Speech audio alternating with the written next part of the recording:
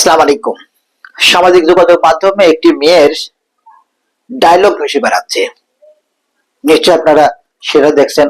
খুবই চেহারা স্রোত দেখতে খুবই সুন্দর, আহ খুবই ছোটখাটো মনে হলো যে আওয়ামী লীগের নানা প্রোগ্রামে তিনি যেতেন এবং তিনি আওয়ামী লীগের কোন একটি ভালো পদেও তিনি ছিলেন।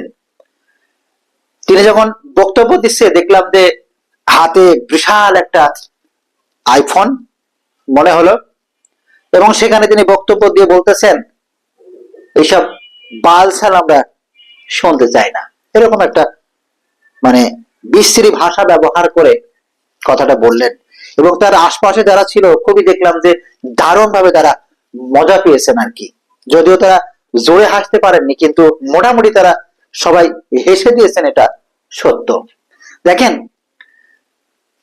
এই যে এই বক্তব্যটা যেখানে যেখানে দেখলাম সেখানে গিয়ে আমি কমেন্ট করেছি আর কি, এবং সেই কমেন্টের উপরে নানা মানুষ দেখলাম কমেন্ট করেছে। একটা জিনিস কিন্তু খুব পরিষ্কার, দেখেন শহীদ হাদি ভাই, তার কিন্তু অসংখ্য ভালো ভালো ভালো কথা রয়েছে, ভালো ভালো জিনিস রয়েছে, ভালো ভালো কবিতা রয়েছে, ভালো ভালো তার বাণী রয়েছে, ভালো ভালো কাজ রয়েছে। দেখেন, আমরা কেন জানি আমরা তার সেই ভালো ভালো কাজ, ভালো ভালো কথা, ভালো ভালো আমরা কর্মকাণ্ডকে আমরা তুলে ধরতে পারছি না বা তুলে ধরছি না। আমরা কি করছি, তার যেই ব্যবহৃত যেই ভাষাগুলি আছে সেখান থেকে তিনি যখন ব্যবহার করেছেন সেটা কিন্তু খুব দারুণ ছিল, এবং সেটা সেই সময়ে কিন্তু সেটা প্রয়োজন ছিল। অথচ সেই ব্যাপারটিকে এখন তারা নিয়ে এসে তার সমস্ত ভালো কর্মকাণ্ড, ভালো কাজগুলিকে একদিকে তারা ফেলে দিয়ে এই সামনে নিয়ে এসেছেন। নিশ্চয় আপনারা দেখেছেন, ওই যে বকা দিয়ে সাওয়া মাওয়া, মহিলারাই তালি দিচ্ছে, মেয়েরাই তালি দিচ্ছে, নারীরাই তালি দিচ্ছে। আবার এই যে উনি যেরকম বালছাল ইত্যাদি, এই যে মানে কেন জানি আমার কাছে মনে হচ্ছে এই মানুষগুলো আসলে শহীদ হাদিকে ধারণ করতে পারছে না। তারা কেন জানি শহীদ হাদিকে এমন ভাবে উপস্থাপন করার চেষ্টা করছে যে শহীদ হাদি তিনি খালি মানুষকে বকতেন, তিনি মানুষকে খালি যাকে পছন্দ হতো না তাকে তার উপরে বিশ্রী ভাষা ব্যবহার করতেন। ব্যাপারটা এরকম। দেখেন, ব্যাপারটা তো এরকম না।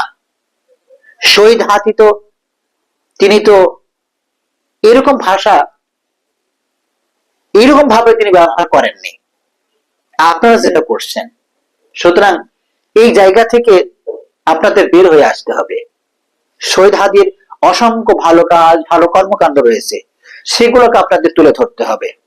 অযথা আপনারা আবেগের বশবর্তী হয়ে শহীদ হাদিকে ভিন্ন ভাবে উপস্থাপন করাতে গিয়ে এই সমস্ত বাক্য আপনারা ব্যবহার করবেন না।